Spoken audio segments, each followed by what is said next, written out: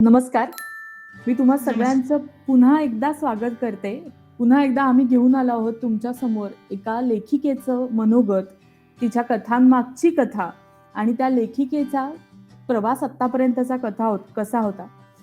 आत्तापर्यंतचे आमचे व्हिडिओ नक्कीच तुम्ही बघितले असतील आणि वेगवेगळ्या लेखकांचं मार्गदर्शन तुम्हाला त्या निमित्ताने मिळालेलं असेलच.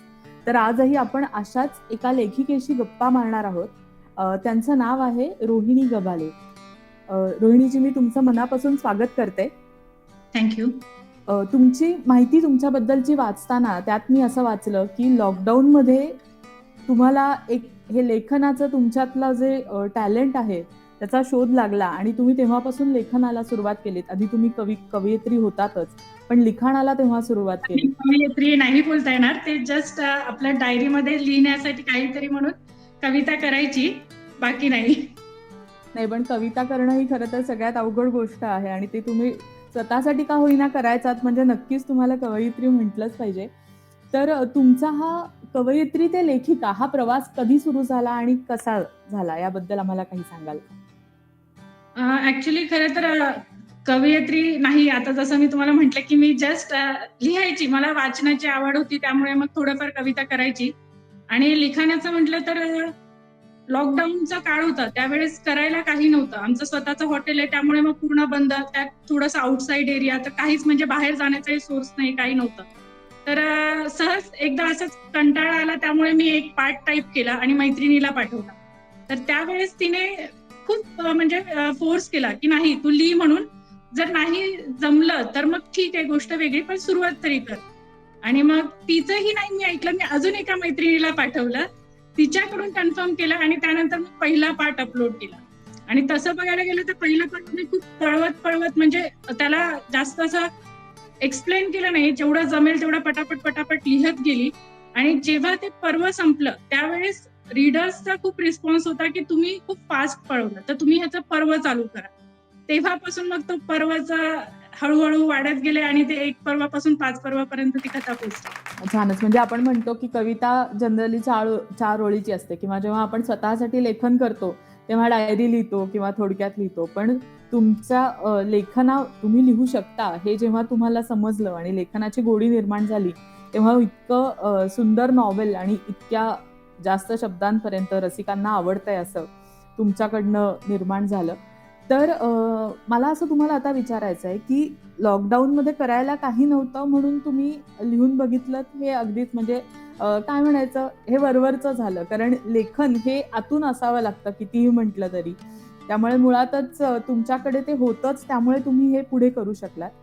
पण जेव्हा तुम्ही लिहायला सुरुवात केलीत तेव्हा तुम्हाला असं वाटलं होतं का की हे जे बीज आहे कथेचं किंवा हा जो विचार आपण मांडायला सुरुवात करतोय तो आपण इतक्या पुढे नेऊ शकू आणि इतका खुलवू शकू? म्हणजे ती आलेली डोक्यातली कल्पना, तुम्ही लिहिलेला पहिला भाग आणि आता तुमच्या कथेचं 6वं पर्व इथपर्यंतचा कथेचा प्रवास कसा होता? म्हणजे तुम्ही ती कथा कशी गुंफत गेलात?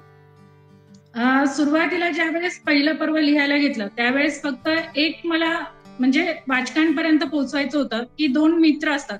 आजकाल आपण बऱ्याच वेळेस पाहिलं आहे की एकतर्फी प्रेम केलं तर त्यातून मोस्ट ऑफ कसं भांडणं होतात किंवा मग मुलीला त्रास देणं होतं, बऱ्याच गोष्टी होतात. तर पहिल्या पर्वामध्ये मी हे दाखवलं, जर त्या 2 मित्रांमध्ये अशी जर समजा गोष्ट आली की एकाच मुलीला आवड आहे आणि लकीली दुसरा जो आहे त्याला माहित नाहीये की आपण आपला जो मित्र आहे तो त्या मुलीवर प्रेम करतो आणि त्याला अचानक जेव्हा कळतं तर तो शॉक असतो. पण त्यानंतर त्याने जी गोष्ट एक्सेप्ट केली की ठीक आहे, माझं प्रेम एकतर्फी होतं, मग त्यामुळे मी तिला त्रास नाही दिला पाहिजे, कारण तिचं प्रेम तर तो नव्हता ना त्यावेळेस. तर ती एक गोष्ट मांडायची होती. आणि दुसरं म्हणजे एक पुनर्विवाह त्याला बोलता येईल की पुनर्विवाह, त्याच्यानंतर मग त्याचं एक्सेप्टन्स वगैरे, तिला दिलेला वेळ, ह्या सगळ्या गोष्टी त्याच्यामध्ये आल्या. आणि जसं पहिलं पर्व संपलं तर त्याच्यानंतर वाचकांचा खूप फोर्स होता की दुसरं पर्व लिहावं. मग त्यावेळेस दुसरं पर्व सुरू केलं. दुसऱ्या पर्वाच्या वेळेस असं कन्सेप्ट वगैरे डोक्यात नव्हती, पण एक कॉलेज लाईफ म्हणजे एक हलकी फुलकी स्टोरी लिहायची होती, ती लिहिली मी.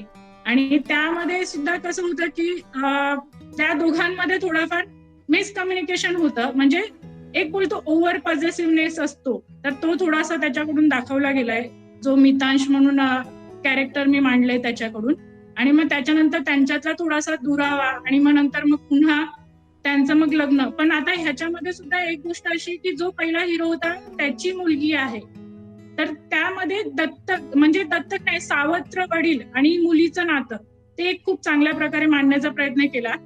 आणि तिसरं पर्व जे आहे ते मिताश आणि पिहू यांची कौटुंबिक सांसारिक लाईफची बोलतो आपण त्याबद्दल आहे. म्हणजे जर समजा एखाद्या स्त्रीला मूल होत नसेल तर आजूबाजूचे जे लोक आहेत ते तिला किती हॅमरिंग करतात, आणि नॉर्मली ह्या गोष्टी आपल्या समाजात घडतातच. तर मग त्यावेळेस तिला किती त्रास होतो, ती किती त्रासातून जाते, आणि शेवटी कुठेतरी तिच्या मनामध्ये की आपल्या नवऱ्याने दुसरं लग्न करावं आणि आपण मोकळं व्हावं ही गोष्ट येते. मग त्यावेळेस तो जो आहे त्याचा जो सपोर्ट आहे, थोडस तिला पेशन्स म्हणजे समजून घेणं, समजावून सांगणं, आणि मग शेवटी त्यांच्या आयुष्यामध्ये बाळाची चाहूल लागते आणि तिथे तिसरं पर्व संपतं. आणि त्यानंतर मग चौथं पर्व जे मला म्हणजे अगोदर सगळेजण मला बोलायचे की नाही फिल्मी लिहू नका, तुम्ही जे चालतं समाजात ते लिहा, पण मला ते फिल्मीच करायचं होतं. आणि मग त्याच्यामध्ये 2 लव्ह स्टोरी झाल्या, मग त्यांचे मित्र वगैरे त्यांच्या स्टोरी झाल्या. मग त्याच्यामध्ये महत्वाचा जो मुद्दा मांडलाय की साऊथ इंडियन मुलगा, तमिलियन मुलगा आणि महाराष्ट्रीयन मुलगी, मग त्यामध्ये इंटरकास्ट लग्न कसं होतं आणि त्याच्यात काय काय प्रॉब्लेम्स येतात, त्या प्रॉब्लेम्स मधून ते लोक वेगळे होतात, आणि मग त्यांना एक होण्यासाठी अजून काय, एक मुलगी जसं आपण बोलतो की घर घडवू शकते आणि बिघडवू शकते, पण घडवू सुद्धा शकते. कारण आजकाल जास्त करून हेच बोलतात की मुली घर बिघडवतात, तर असं काही नाहीये. कुठेतरी मुली असतात की घर जोडूनही ठेवतात. तर आर्वी मधून ही गोष्ट मी एक दाखवून दिली.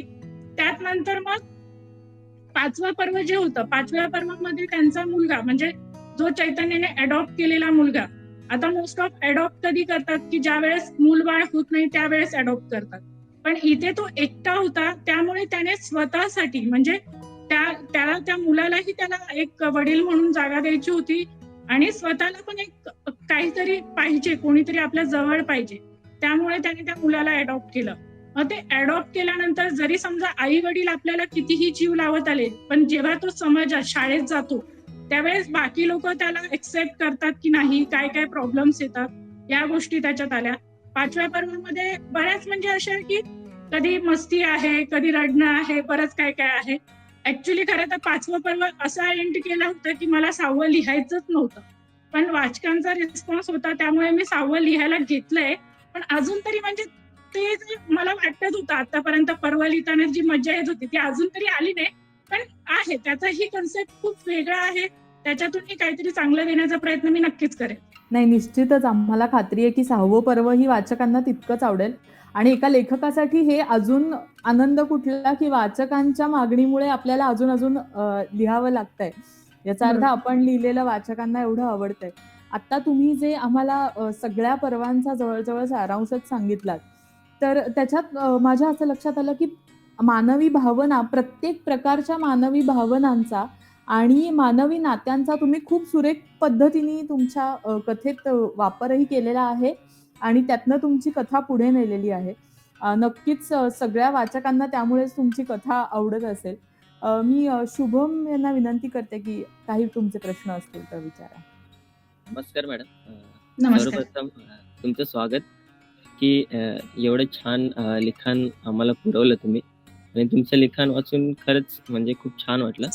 तर मॅडम माझा एक असा प्रश्न होता की मी रायटर नाहीये, मी लेखक नाहीये, पण मला लेखक व्हायचंय, मला मग सुचत नाही. तर मग लेखकाला म्हणजे रायटिंग करण्यासाठी काय उपयुक्त असतं, म्हणजे लिखाणासाठी काय केलं पाहिजे लेखकाने?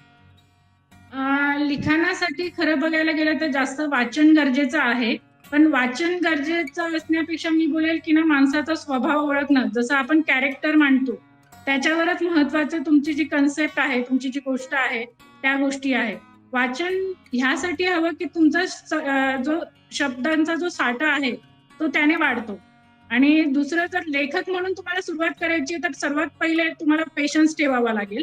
कारण सर्वात आपण काय करतो की लिहायला घेतलं की आपल्याला रिस्पॉन्स पाहिजे असतो, कमेंट पाहिजे असतात, निगेटिव्ह कमेंट्स नको असतात. मग त्या सगळ्या गोष्टी अवॉइड करून फक्त लिहायचं आणि रेग्युलर लिहायचं, त्याच्यानंतर रिस्पॉन्स नक्की येतोच येतो. थँक्यू, धन्यवाद तुमच्या या सजेशन बद्दल. नक्कीच यावर प्रयत्न करेल आणि लिहायचा प्रयत्न करेल. थँक्यू. म्हणजे थोडक्यात पुस्तकं वाचण्याबरोबर माणसं वाचणंही तितकंच गरजेचं आहे, असं रोहिणी त्यांनी आता आपल्याला सांगितलं. मग तुमचं स्वतःचं हॉटेल आहे, तर म्हणजे मी असं पाहिलंय की लेखक हा जास्तीत जास्त जनसंपर्कात असणारा असतो कायम, की जितकी माणसं जास्त भेटत जातात तितकी लेखकाला नवीन नवीन पात्र सापडत जातात, आणि असं आपल्याला कायमच दिसत आलेलं आहे प्रत्येक कथा कादंबऱ्यांमध्ये.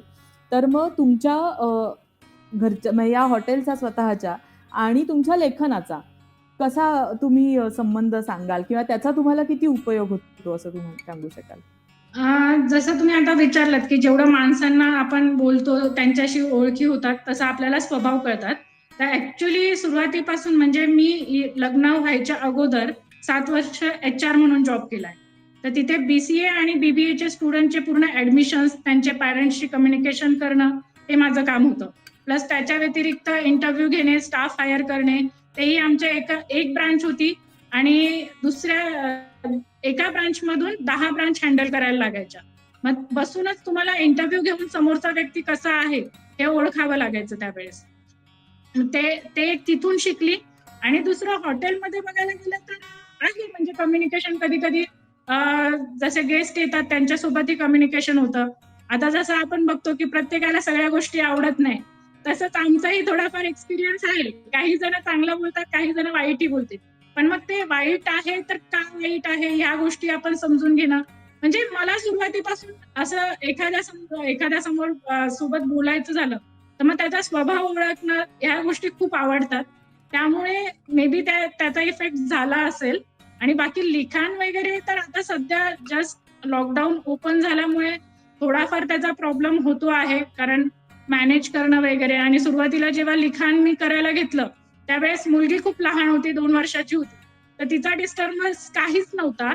पण आता सध्या जी बडबड त्यामुळे कधीतरी रात्री वेळ मिळतो किंवा क्वचित असं आपण काहीतरी किचन मध्ये करत असणार तेव्हा शांतता असते, त्यावेळेस थोडं काहीतरी टायपिंग करत बसायचं. पण जास्तीत जास्त माझा प्रयत्न हा राहतो की वाचकांना रेग्युलर पार्ट देता यावा आपला, कारण वाचक जोडले गेलेले असतात. मग त्यांचं कसं होतं की तुम्ही रेग्युलर नाही लिहिलं तर मग कुठेतरी निराशा होतेच त्यांची. तर मी तो एक प्रयत्न कंटिन्यू करत राहते की रेग्युलरिटी ठेवणं. बस, बाकी तर असं मॅनेज करावं लागतं. आता एवढंच बोलेल. अगदीच खरं आहे. आणि लेखनाचं तर असंच आहे की आपल्या डोक्यात जेव्हा विचार येतात तेव्हा हातात कागद, पेन किंवा लॅपटॉप असेलच असं नाही. त्यामुळे एकीकडे विचार सतत चालूच असतात, आपण इतर काही कामं जरी करत असलो तरी. मी माधुरीजी यांना विनंती करेन की तुमचे काही प्रश्न असतील तर विचारा. नमस्कार मॅडम, तुमचं स्वागत आहे. मला एक विचारायचं होतं, लेखनामध्ये सातत्य नेमकं कसं टिकून ठेवावं लागतं मॅडम? सातत्य खरं तर मग तुम्हाला कसाही करून तुम्हाला वेळ काढावाच लागेल. जर तुम्ही वेळ काढला तर मग तुम्हाला लिखाण तुमचं कंटिन्यू राहीलच. कारण सुरुवातीच्या वेळेस असं होतं की मी अक्षरशः रात्री 1-1, 2-2 वाजेपर्यंत सुद्धा लिहिलेलं आहे. कधी कधी सकाळी 5-6 वाजता वॉक घेताना चालताही लिहिले, पाय सुद्धा अडकून पडली पण आहे. तर अशा गोष्टी होतात. जर तेवढं तुम्ही केलं, सॅक्रिफाईस सुरुवातीला जर तेवढं केलं तर मग तुम्हाला ती आपोआप सवय लागते की लिहायचंच आहे तुम्हाला. मग त्यामुळे मग तुम्ही रेग्युलर लिहिता, कधी तुम्हाला हा प्रॉब्लेम येत नाही. आता मी कमीत कमी 1.5 वर्ष झाले लिहिते आहे. तर असं क्वचित असं झालं असेल की मी खूप मोठा म्हणजे असं पिरियड घेतला आहे की मी लिहिणारच नाहीये किंवा मला प्रॉब्लेम आहे. तर ती एक गोष्ट आहे. आपण एक डोक्यात फिक्स करायला पाहिजे की आपल्याला रेग्युलर लिहायचंच आहे, तर नक्की जमतं ते तुम्हाला.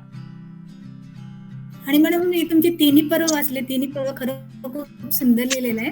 आणि ओजस आणि राहुलचं फ्रेंडशिप म्हणा किंवा पियू आणि मितांशचं म्हणा, ते नात्यांची गुंफाड म्हणा, खूप छान पद्धतीने तुम्ही मांडणी केलेलं आहे. मला एक विचारायचं होतं, आपण म्हणजे जॉब आणि नोकरी आणि ह्याच्यामध्ये लेखनामध्ये जर ब्रेक घेतलात, म्हणजे तुम्ही रोज लिहितात मॅडम स्टोरी, जेव्हा तुमच्याकडनं म्हणजे तुम्हाला रोज लिहिता आलं नाही की तुमचा ब्रेक घेतला तर तेव्हा लेखकां म्हणजे वाचकांवर परिणाम पडतो ना त्याच्याबद्दल तुम्ही काय सांगाल? नक्कीच. अक्षरशः मला मेसेजेस फुल होतात की कधी पार्ट टाकणार आहे. कधी कधी मला हॅमरिंग सुद्धा होतं या गोष्टीचं, की अरे बस आता नका करू, तुम्ही लोक नका मेसेज पाठवू मला, कधी पार्ट पाठवणार आहे. तर होतं ते थोडंफार. पण तेच मी तुम्हाला म्हटलं, वेळ काढायचा आपला फीड. म्हणजे मी जसं सुरुवातीच्या 4 पर्वापर्यंत एक गोष्ट करत आली आहे की मी दिवसाला 2-2 पार्ट अपलोड करायची. तर मग मी कसं करायची, मी लिहायला बसली एक वेळ तर 1000 शब्द तर 1000 शब्द ते झाल्याशिवाय उठायचीच नाही. पण तेव्हा तसं पॉसिबल होतं म्हणून मी केलं ते, आणि ते झालं. त्याच्यानंतर मी एक विचार केला की पहिलं पर्व झाल्यानंतर एक 15 दिवसाचा ब्रेक घ्यायची किंवा 7 दिवसाचा ब्रेक. त्या 7 दिवसामध्ये अगोदर 10 पार्ट लिहून ठेवायची आणि मग स्टोरी स्टार्ट करायची. म्हणजे कधी जर चुकून असं झालं की तुम्हाला लिहायला भेटणारच नाहीये, तर त्यावेळेस तुमच्याकडे पार्ट रेडी असेल आणि मग कंटिन्यू लिहित गेलात तर मग काही असा प्रॉब्लेम येत नाही. म्हणून अगोदर 2-3 पार्ट रेडी ठेवायचे आणि त्यानंतर कथा चालू करायची, म्हणजे तुम्हालाही प्रॉब्लेम येत नाही. बरं, नाही कळले कधी हा तुम्हाला कसं सुचलं मॅडम स्टोरीची थीम वगैरे आम्हाला सांगू शकाल 2 वेळा? नाही कळले कधी, मी तेच मैत्री दाखवायची होती मला आणि एक पुनर्विवाह कन्सेप्ट दाखवायचा होता. खरं तर नाही कळले कधी हे नाव सुद्धा मी सिलेक्ट केलेलं नाहीये. ओजस नाव ही मी सिलेक्ट केलेलं नाहीये. मी मैत्रिणीला जो ड्राफ्ट पाठवला तिला फक्त विचारलं, कारण तिचं वाचन खूप प्रगल्भ होतं त्यावेळेस, ती खूप वाचन करायची. तिला फक्त एका शब्दाने विचारलं की काय करू. जे ओजसचे नाव होतं ते मी स्वतः समीर म्हणून ठेवलेलं. तर तिने मला सांगितलं की समीर म्हणून कथेमध्ये खूप समीर आहेत, तर तू समीर नको टाकू, ओजस टाक. म्हटलं ठीक आहे. म्हटलं आता नाव काय ठेवायचं, तर तिने फक्त एका शब्दात मला सांगितलं नाही कळले कधी टाक. मग माझ्या डोक्यात फक्त एक गाणं होतं, ते नाही कळले कधी. मी नाही कळले कधी सुरुवात केली आणि ते आता नाही कळले कधी एवढं पुढे जाईल हे मलाही वाटलं नव्हतं, ते आता इथपर्यंत पोहोचलं. मॅम, खूप छान पद्धतीने तुम्ही मांडणी केलात, आम्हाला खूप आवडलं. पुढेही तुम्ही असंच येत राहावं एवढी आमची इच्छा. थँक्यू, धन्यवाद. आता तुम्ही जे सांगितलं की एक पर्व झाल्यावर 7 दिवसाचा 10 दिवसाचा ब्रेक घेऊन पुढचं हे लिहायचं, मला तुम्हाला असं विचारायचं आहे की इतकं सलग लिहित असताना अशी कधी वेळ आली होती का की आता पुढचं, म्हणजे ज्याला आपण रायटर्स ब्लॉक म्हणतो, की आता पुढे कथा कशी न्यायची हे कधी कधी आपल्याला समजत नाही किंवा कथा कशी जातीये हे आपल्याला समजत नाही. मग अशी कधी वेळ तुमच्यावर आली होती का, आणि मग त्यावेळी तुम्ही काय केलं?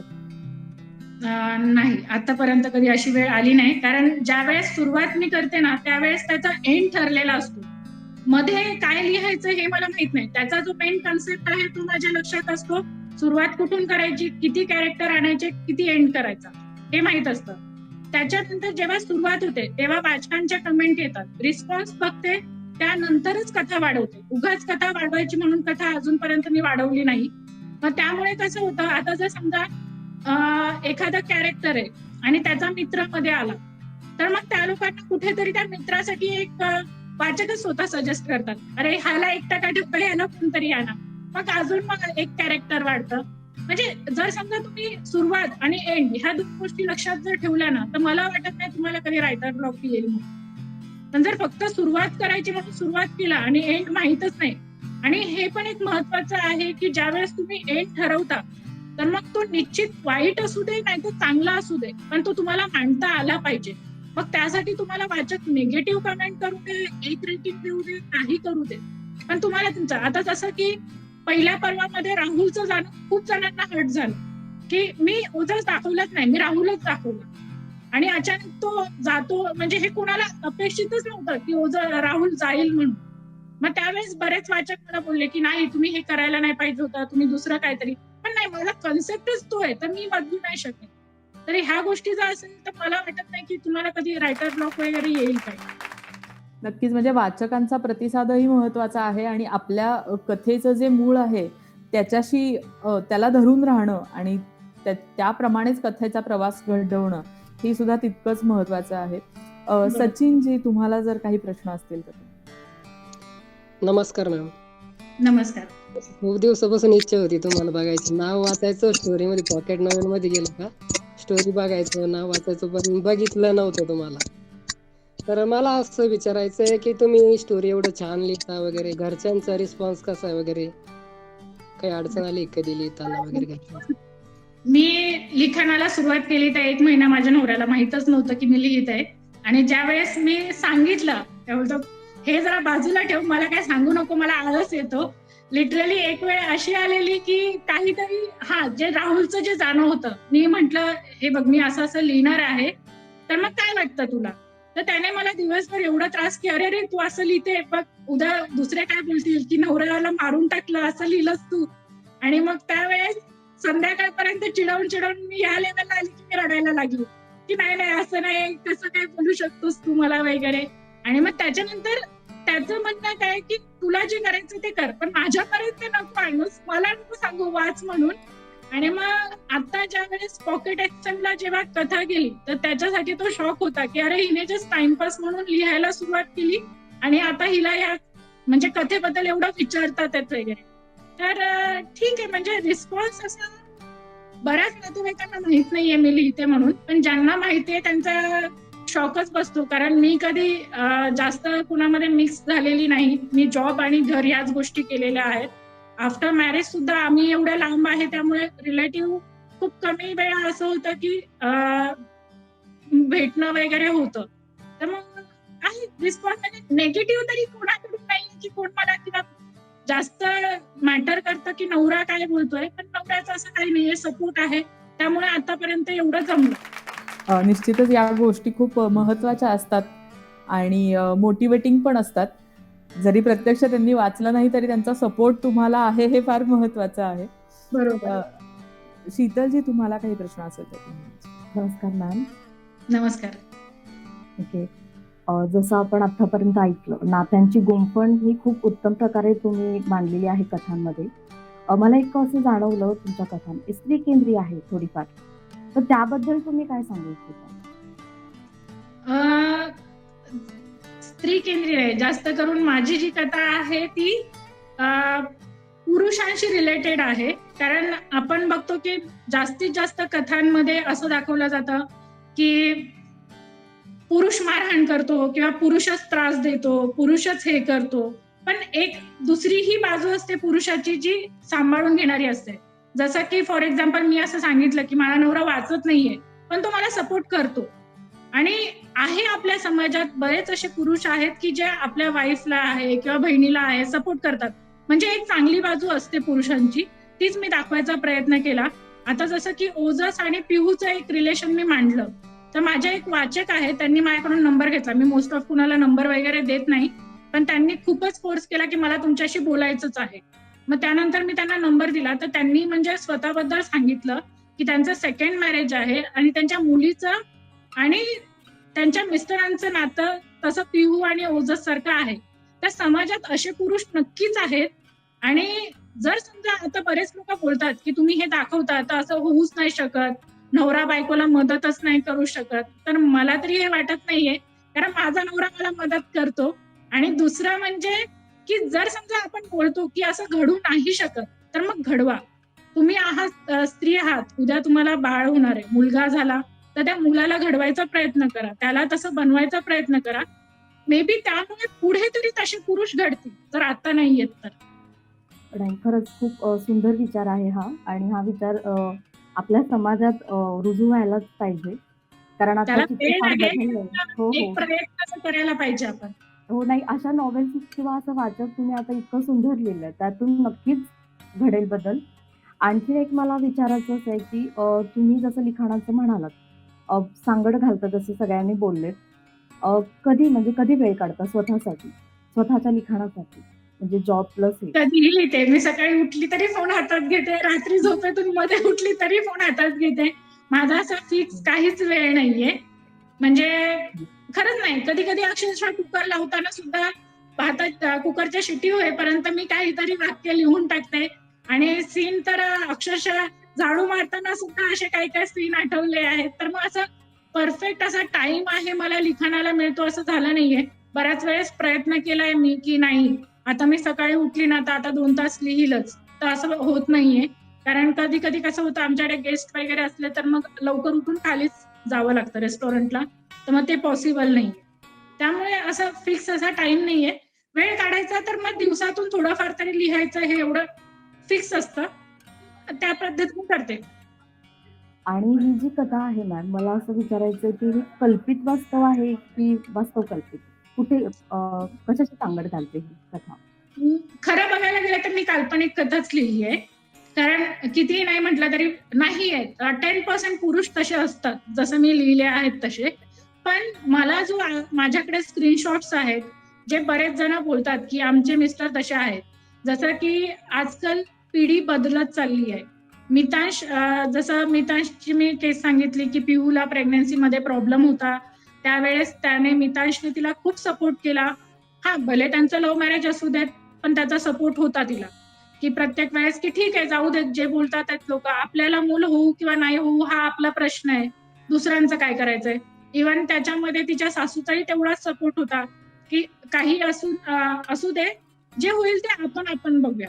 पण मग त्यानंतर ज्या वेळेस तिचा हे होतं तिसऱ्या पर्वात एक महत्वाची गोष्ट जी मांडली होती जी वाचकांना आवडली, की ज्या वेळेस ओजसला कळतं की आपली मुलगी आपल्या जावयाला सांगते आहे की डिवोर्स हवाय, कारण का की बाळ नाही होऊ शकत म्हणून, आणि तो जावई आतापर्यंत चांगला वागलाय. तर त्यावेळेस ओजसने मुलीची बाजू न घेता जावयाची बाजू घेतली, जे आपल्याकडे थोडंफार क्वचित होतं. कारण कधी कधी कसं होतं, मी हे नाही बोलणार की प्रत्येक वेळेस मुलीच चुकतात किंवा प्रत्येक वेळेस मुलंच चुकतात, चुका दोन्हीकडून होऊ शकतात. पण आपल्या समाजामध्ये काय होतं की ज्यावेळेस एखादी स्त्री एखाद्या पुरुषाबद्दल सांगते त्यावेळेस आपण हे समजतो की स्त्रीच अबला आहे, पुरुषाची काही म्हणजे चूक पुरुषाचीच असेल, तर असं होत नाही. आणि मग त्याच्यानंतर जे ओजसने व्यवस्थित त्याला समजावणं वगैरे, तर ज्या वेळेस तिसरं पर्व मांडलं तर मला बऱ्याच स्त्रियांचा मेसेज आला की आम्ही ही सिच्युएशन फेस केलेली आहे आणि आमच्या नवऱ्यानेही तसा सपोर्ट केला. तर त्यावेळेस मला खूप भारी वाटलं की अरे नाही, आपण जरा काल्पनिक मांडलं पण समाजात अशी मुलं घडतात आहे. इव्हन माझ्या केसमध्येही थोडंफार असंच झालेलं आहे. म्हणजे होता बरेच प्रॉब्लेम्स होते, पण मिस्टरांनी प्रत्येक वेळेस सपोर्ट केला आणि आज आम्हाला मुलगीही आहे. म्हणजे एक पेशन्स लागतात आणि त्या पेशन्स म्हणजे त्या दोघांच्या नात्यामध्ये तेवढा म्हणजे विश्वास असला पाहिजे, दोघांनी एकमेकांना सपोर्ट केला पाहिजे, या गोष्टी महत्वाच्या असतात. तर मग ते आहे. म्हणजे मी तर बोलेन की मी काल्पनिक लिहिलं, पण अशा परिस्थिती घडतात. जेव्हा लिहिते तर त्यावेळेस विचार करते की कुठेतरी या गोष्टी झालेल्या असतील आणि जरी नाही झाल्या असणार तर मग त्या गोष्टी घडाव्या. मग त्याच्यातून कुठून तरी कोणतरी मेसेज करून मला तिथपर्यंत पोहोचवतात की अरे नाही, हा प्रॉब्लेम आम्ही फेस केलेला आहे. नाही, खरंच खूप सुंदर. कारण असे बदल घडायला हवेत आणि घडतायत आणि तुम्ही खूप सुंदर लिखाण केलंय. त्यातून एक नवीन प्रेरणा नक्कीच आम्हाला मिळेल, नवीन वाचकांनाही मिळेल.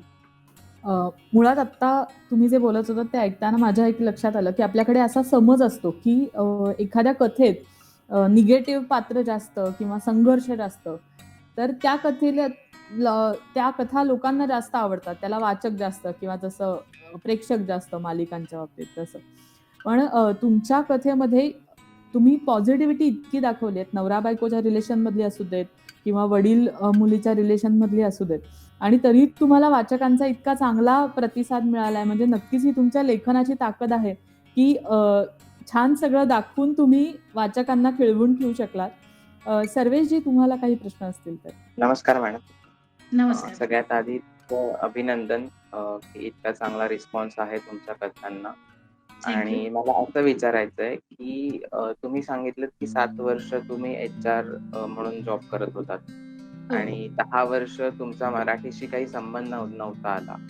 आज आम्ही सगळे फेस करतो, म्हणजे मी स्वतः, जेव्हा आपल्याला कोणतरी सांगतं की हा मोबाईल नंबर आहे, हा लिही, जेव्हा समोरून आपल्याला मराठीत मोबाईल नंबर सांगतो ना कोणतरी 98 20 12, तेव्हा आपण लिहिताना इंग्लिशमध्ये लिहितो, आपण तो मराठीत लिहित नाही. तर तुम्ही जेव्हा लिहायला सुरुवात केली तेव्हा तुम्हाला 10 वर्ष मराठीशी संबंध नव्हता, तर मग ते लिहिताना काही अडचणी आल्या का, आणि आल्या तर मग तुम्ही त्याच्यावर कशी मात केली? मी ज्यावेळेस सुरुवात केली कथेला तेव्हा पहिला जो पार्ट टाकला त्याच्यातच मेन्शन केलेला मी काही लेखिका वगैरे नाहीये, माझा मराठी ही खूप बेकार आहे, त्यामुळे चुका होतील तर मला सांगा म्हणून. आणि त्यानंतर मला वाटतं काहीतरी मी 1-2 पर्व लिहिले आणि दुसऱ्या पर्वालाच मला कमेंट पडली की मराठी भाषेची वाट लावली. ती कमेंट मला खूप हर्ट झाली. मग मी अक्षरशः पोस्ट केली की मी ह्यापुढे लिहिणार नाही, कारण ठीक आहे चुका आहे, मी स्वतः मान्य केलं, माझ्या चुका होणारच आहे, पण ती जी कमेंट होती ना ती म्हणजे आपण आपल्या भाषेचा अपमान करतो असं वाटलं. मग त्यापेक्षा नकोच लिहायला, ही गोष्ट डोक्यात होती. पण त्यावेळेस वाचकांनी अक्षरशः मेसेज करून रिस्पॉन्स दिला की ठीक आहे ना, एक जण बोलतोय तर तुम्ही कशाला एवढं लक्ष देता, तुम्ही कंटिन्यू ठेवा तुमचं लिखाण. आणि मग ज्यावेळेस दुसऱ्या तिसऱ्या पर्वापर्यंत मी पोहोचली, मला माझ्या चुका हळूहळू कळत गेल्या. आणि जेव्हा मी 4थ्या पर्वाला होती, जेव्हा पॉकेट FM ला मला कथा द्यायची होती, तेव्हा मी परत पहिल्या पर्वापासून सुरुवात केली, कारण मला एडिट करायचं होतं. तेव्हा माझ्या स्वतःच्या चुका मलाच लाज वाटली की अरे मी एवढ्या चुका केल्यात, म्हणजे एवढ्या सिली मिस्टेक्स होत्या. तर मला वाटतं की हळूहळू लिखाण करत गेलं की आपण सुधारतो. आणि पण सुधारण्यासाठी आपल्याला स्वतःला ते एक्सेप्टन्स पाहिजे की एखादा आपल्याला सांगतोय. आता जसं की मी बोलली म्हणूनच लिहायची, मी बोली भाषेतच लिहिलेली. ज्यावेळेस मला कथेबद्दल विचारण्यात आलेलं तेव्हा मी 10 वेळा हाच प्रश्न केलेला की माझी कथा बोली भाषेत आहे, तुम्हाला चालेल का, तुमचा एवढा मोठा प्लॅटफॉर्म आहे, उगाच मग कसं माझंही नाव खराब होईल, तुम्हालाही असं वाटेल की अरे आपण काय कथा घेतली. पण त्यावेळेस मग नंतर मला एक ओळखीचे आहेत काका, त्यांनी समजावलं की आपण बोलली लिहितो, तर मग त्या ठिकाणी म्हणाली का लिहिलं पाहिजे. त्यांनी व्यवस्थित ही गोष्ट समजावली. पण तरी सुद्धा मला 3-4 पाठ लिहिताना बोललीच लिहायचं होतं, काही मला म्हणाली लिहायचंच नाहीये. मी अक्षरशः त्यांना एवढा त्रास दिला. नंतर मग 2 मैत्रिणी होत्या, त्यांना कॉल करून 15-20 मिनिटं त्यांचं डोकं खाल्लं. शेवटी त्या पण ह्या लेवलला पोहोचल्या की तू बदलू नकोस, तुला जे लिहायचं ते लिही, कारण त्याच्याने तुझा कन्सेप्ट चेंज होईल. पण नंतर मग मी विचार केला नाही, जर आपल्याला सुधारायचं आहे तर बदल करायलाच पाहिजे. आणि मग नंतर हळूहळू सुधरत गेली. आता बऱ्यापैकी लिखाणात सुधारणा झाली आहे, पण अजून मला शिकायचंय.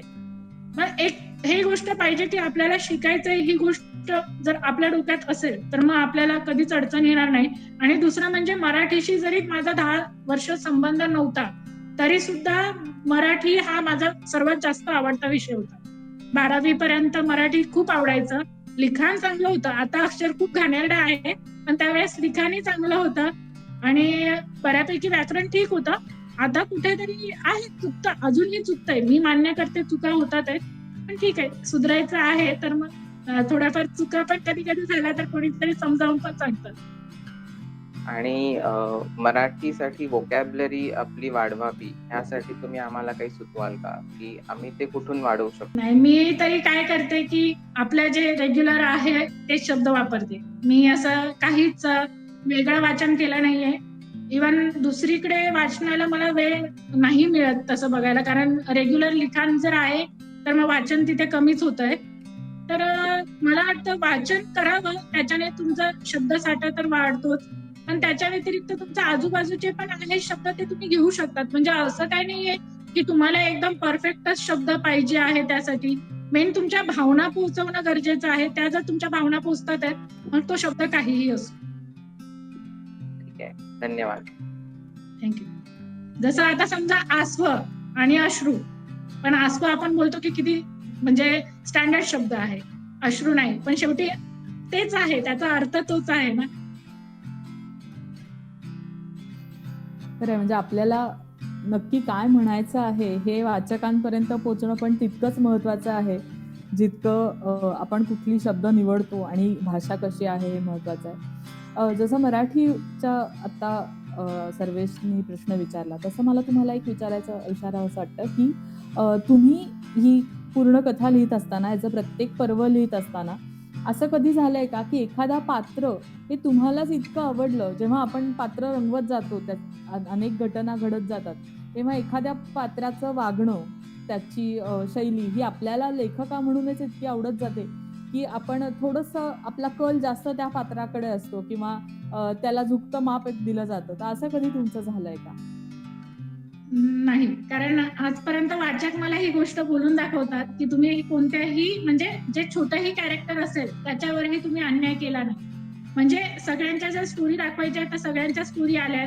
फॉर एक्झाम्पल जसं की चैतन्य आर्वी किंवा राहुल संजू हे 4-5व्या पर्वामधले मेन लीड होते, पण त्यांचे जे मित्र आहे, अक्षय माया आहे किंवा मग अक्षय माया, मीरा आहे, अद्वैत आहे, हे त्यांचे फ्रेंड्स आहेत, पण त्यांनाही तेवढाच इम्पॉर्टन्स दिला आहे. आणि दुसरं म्हणजे जसं तुम्ही बोललात की फोकस कोणावर, एका कॅरेक्टरवर, तर खरं तर मला चैतन्य लिहिताना फार चॅलेंजिंग कॅरेक्टर होतं, कारण मला मोस्ट ऑफ असे खडूस बिडूस असे लोक नाही आवडत आणि मला तो थोडासा खडूसच दाखवायचा होता. तर मग सुरुवातीला मला वाटलं की नाही, मला जमणारच नाही. पण चैतन्य असं झालं की जसा तो मांडत गेली तसा तो सगळ्यांना बोलतात ना कानामागून आला आणि तिखट झाला, तसं झालं. आता बरेच जण कोणी विचारलं तर ओझसचं नाव घेतात, पण मितांश जेवढा डोक्यावर चढवलेला होता तो चैतन्यामुळे थोडासा खाली उतरला गेला आणि चैतन्याबद्दल विचारायला लागले. म्हणजे त्याला मांडण्यासाठी खूप मेहनत लागली मला, पण थोडंफार म्हणजे बोलता येईल असं की चैतन्यासाठी थोडं मी खूप जास्त हे केलं, म्हणजे विचार जास्त केला आणि त्याला मांडायला खूप प्रयत्न केले. थोडस त्यावेळेस पार्शलिटी झाली असेल. हे पण तुम्हाला लिहायला सुरुवातीला अवघड वाटलेलं हे पात्र आता लोकांच्या चर्चेचा विषय झालाय, हे नक्कीच कौतुकास्पद आहे. माधुरीजी, तुम्हाला अजून काहीतरी प्रश्न विचारायचा आहे? मॅडम, तुम्ही लिहित असताना तुम्ही स्टार्टिंगला सांगितलं होतं बघा, 2 मित्राचे जे तुम्ही लिहिलं होतं बघा, ओजस आणि राहुलचं. जेव्हा ते राहुल गेल्यावर तुम्ही ते मांडणी केलात ना, नंतर ना ते वाईट कमेंटवरती तुमच्या स्टोरीवर काही परिणाम झाले का? काहीच नाही. म्हणजे असं झालं की नंतर ती वाईट कमेंट होती, त्याच्यावर माझ्या वाचकांनी कमेंट केली, त्यानंतर त्या मॅडमना त्यांची कमेंट डिलीट मारायला लागली. तर असं काही होत नाही. आताही असं होतं बऱ्याच वेळेस, म्हणजे 5व्या पर्वाला कमेंट येतात की मी पूर्ण स्टोरी वाचली तरी पण स्टोरीच कळली नाही. तर मग त्यावेळेस मी विचार करते, अरे आपले एवढे वाचक आहेत जेवढे कथेमध्ये गुंतले आहेत आणि ते आपल्याला एवढा सपोर्ट करतात आहेत, तर मग एक जी निगेटिव्ह कमेंट आहे त्यासाठी एवढा विचार काय करायचा. मग त्यामुळे मग त्या ठिकाणी खाली रिप्लाय मात्र एवढा आहे, जर निगेटिव्ह कमेंट जर असेल तर मी त्यांना उत्तर मात्र देते.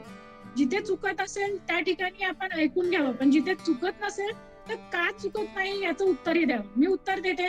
बऱ्याच वेळेस आर्ग्युमेंट होतात वगैरे, मग जोपर्यंत मला माझं मत पटत नाही तोपर्यंत मी आन्सर करत राहते. आणि जर शेवटी असं वाटलं की समोरचा व्यक्ती फेक आहे आणि तो मुद्दामून आपल्याला त्रास देतो आहे, त्यावेळेस आपल्या तिकडे थँक्यू, टाटा, बाय बाय करायचं आणि इग्नोर करायचं. बस एवढीच गोष्ट लक्षात ठेवते. त्यामुळे नाही, मोस्ट ऑफ आता सवय झाली आहे. निगेटिव्ह कमेंट मला पडणार, मग ते फेक आयडी असू दे किंवा काही जण असू दे ज्यांना नाही पटणार, दुर्लक्ष करायचं. मॅडम, नवीन वाचकांसाठी जे नवीन फ्रेशर लोक असतात, फक्त वाचत असतात, त्यांना काय गायडन्स कराल? त्यांना लिहायचं आहे, पण कशा पद्धतीने ते मांडणी करायचं, कशा पद्धतीने लिहायचं, डोक्यात प्लॉट असतो, थीम रेडी असतो, पण ते कशा पद्धतीने मांडणी करायचं, कॅरेक्टर कसं हे करायचं त्यांना माहित नसतं. त्याच्याबद्दल तुम्ही काय सांगाल? कसं आहे की कॅरेक्टर खूप महत्वाचं आहे. जरी तुम्हाला कथेला काय द्यायचंय, एक तर हे महत्वाचं आहे की बऱ्याच वेळेस कथा फसते. त्याचं कारण हे की कथेचा एंड माहित नसतो, फक्त सुरुवात माहित असते. तर जेव्हा तुम्ही कथा लिहायला पहिल्यांदा सुरुवात कराल त्यावेळेस कन्सेप्ट डोक्यात घेताना पहिले हे विचार करा की तुम्हाला काय मांडायचंय, तुम्हाला काय दाखवायचंय आणि त्यानंतर एंड काय करायचा. या गोष्टी जर तुमच्या लक्षात आल्या तर तुमची कथा फसणार नाही. आणि दुसरं म्हणजे की व्याकरण थोडंफार लक्ष द्यावंच लागतं, नाहीतर मग त्याच्यातूनच निगेटिव्ह कमेंट येतात आणि तिथेच डिमोटिवेट होऊन जातो आपण. आणि त्याच्यानंतर दुसरं जर आहे तर मी सांगेल की हिरो आणि हिरोईन हे मांडताना त्यांचे जे कॅरेक्टर आहेत जे तुम्ही पहिल्यांदाच मांडणार ते वाचकांपर्यंत पोहोचायलाच पाहिजे. ज्यावेळेस त्यांचे मूळ स्वभाव तुम्हाला वाचकांपर्यंत पोहोचवायला आले तर मग तुमची कथा फेल नाही होणार, मोस्ट ऑफ तरी फेल नाही होणार. आणि मॅडम, अजून एक विचारायचं होतं, प्रेमकथा सोडून आपण दुसरी कुठली कथा सुरुवात करणार आहात का? म्हणजे सस्पेन्स स्टोरी, रहस्यमय कथा, असे काही प्रेमकथा सोडून बाकीची कुठली? रहस्य कथा मला माहित नाही, कारण मला वाचकांना जास्त सांगवायला येत नाही असं मला तरी वाटतं. थोडीफार म्हणजे एक आता मध्ये अंकुर म्हणून एक कथा लिहिली, त्यात थोडेसे रहस्य टाकले होते मी, जे नंतर हळूहळू ओपन होत गेले. पण मला लिहायचंय, म्हणजे एक कन्सेप्ट आहे माझ्या डोक्यामध्ये, रहस्य कथा आहे, मी प्रयत्न करणार. पण ती मी स्वतः विचार केला आहे की मला त्याला रिस्पॉन्स कमीच मिळणार आहे, तर मी लिहून माझी जी इच्छा आहे ती पूर्ण करेल. रिस्पॉन्स जो यायचा तो येईल, पण लिहायची कथा. मॅडम, मग प्रेमकथामध्ये प्रत्येक पार्टचे शेवट करताना वाचकांना उत्सुकता ठेवण्यासाठी तुम्ही म्हणजे शेवट तुम्ही कसं करता, एंड कसं करता पार्टचे शेवट करताना? ऍक्च्युली ज्यावेळेस पार्ट लिहायला घेते त्यावेळेस जसं कथेबद्दल पण माझं आहे की सुरुवात आणि एंड माहितीये, पण मध्ये काय लिहायचं माहित नसतं, तेच पार्ट लिहिताना सुद्धा असतं. कन्व्हर्सेशन ज्यावेळेस म्हणजे लिहायला सुरुवात केली त्यानंतर कन्व्हर्सेशन काय लिहायचं ते येतं. पण एंड करताना असं की एखादा प्रत्येक वेळेस कसं आहे की तुम्ही नेहमी सस्पेन्स नाही लिहू शकत. की पार्ट एंड झाला तेव्हा तुम्हाला सस्पेन्सच टाकायचा आहे. किती वेळ तुम्ही, जर समजा 30 भागाची कथा आहे तर 30 वेळा तुम्ही सस्पेन्स नाही टाकू शकत. तर मेन म्हणजे त्याच्यामध्ये जे तुम्ही मांडता आहे, एक तरी मला वाटतं की एका पार्ट मध्ये एखादा तरी मोटिव्ह ठेवावा. एक तर हास्य, तुम्हाला जर समजा मस्ती दाखवायची आहे किंवा फॅमिली बॉन्डिंग दाखवायची आहे, तर मग ते तुम्हाला जे मांडायचं ते तिथपर्यंत पोहोचलं पाहिजे. असं रहस्यच असायला पाहिजे असं काही नाहीये. जे तुम्ही पार्ट लिहिताय त्याच्यामध्ये काहीतरी घेण्यासारखं पाहिजे. आता तुम्ही म्हणलात बघा मॅडम अंकुश स्टोरी बद्दल, त्याच्याविषयी आम्हाला 2 ओळी सांगा. म्हणजे सस्पेन्स तुमका कशा पद्धतीने लिहायचं, त्याची मांडणी कशी करायची, 1-2 ओळी सांगा. अंकुर ही जी कथा लिहिली त्यावेळेस माझ्या मते मला ही कन्सेप्ट खरं तर माझी एक वाचक आणि आता मैत्रीण आहे तिने दिली होती.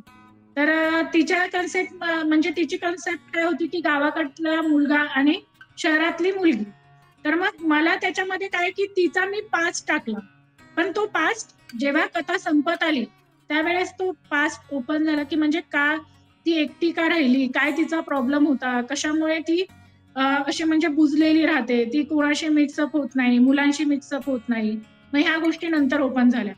आणि फॉर एक्झाम्पल जसं की हे आहे हिरो आहे, तर तो चांगला सुशिक्षित आहे, पण आपल्याकडे जशी मेंटॅलिटी राहते की गावाकडला मुलगा आहे त्यामुळे मग तो जास्त शिकलेला नसणार.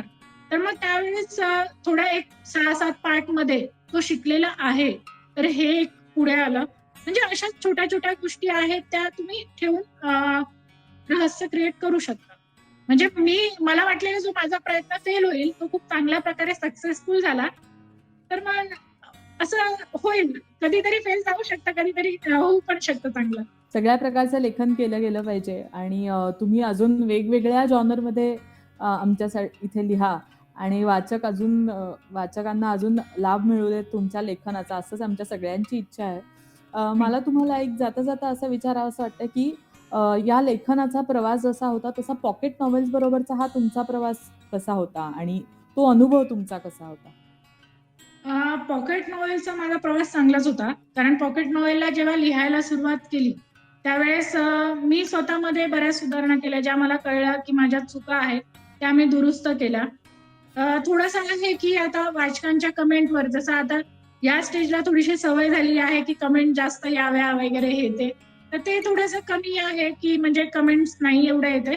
पण ठीक आहे, म्हणजे जरी पण आहे थोड्याफार का होईना जे आहे रेटिंग चांगलं येतं आहे, तर त्या प्रकारे मी लिहिण्याचा प्रयत्न करते. बाकी वाचक त्यांना कथा आवडते त्यामुळे ते रेटिंग देतात, हे एक डोक्यामध्ये फिक्स केलंय. त्यामुळे असं निगेटिव्ह सारखं काही नाहीये.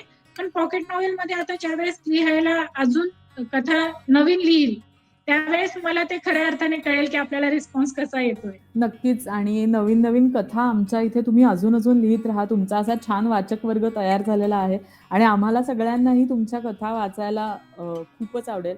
रोहिणीजी, आज तुम्ही एवढा वेळात वेळ काढून आमच्याशी बोलायला आलात आणि इतकं छान आमच्याशी गप्पा मारल्यात, त्याबद्दल तुमचे मनापासून आभार. आणि नक्कीच नवीन येणाऱ्या लेखकांना, ज्यांना आपली कादंबरी सुरू करायची आहे, त्यांना या मुलाखतीचा उपयोग होईल मार्गदर्शनापर. त्यामुळे खूप खूप धन्यवाद. मंडळी, आपण पुन्हा भेटूया अशाच नवीन लेखकांबरोबर त्यांचे लेखन प्रवास जाणून घ्यायला. तोपर्यंत आमच्या पॉकेट नॉव्हेलचा YouTube चॅनल नक्की सबस्क्राईब करा, म्हणजे तुम्हाला असं नवीन नवीन व्हिडिओज बघायला मिळतील. त्याशिवाय सोशल मीडियावर Instagram, Facebook सगळीकडे आम्हाला फॉलो करा. आणि तुमच्यातही जर एक लेखक दडलेला असेल तर तुमचाही लेखन प्रवास पॉकेट नॉव्हेल बरोबर लवकर सुरू करा. धन्यवाद.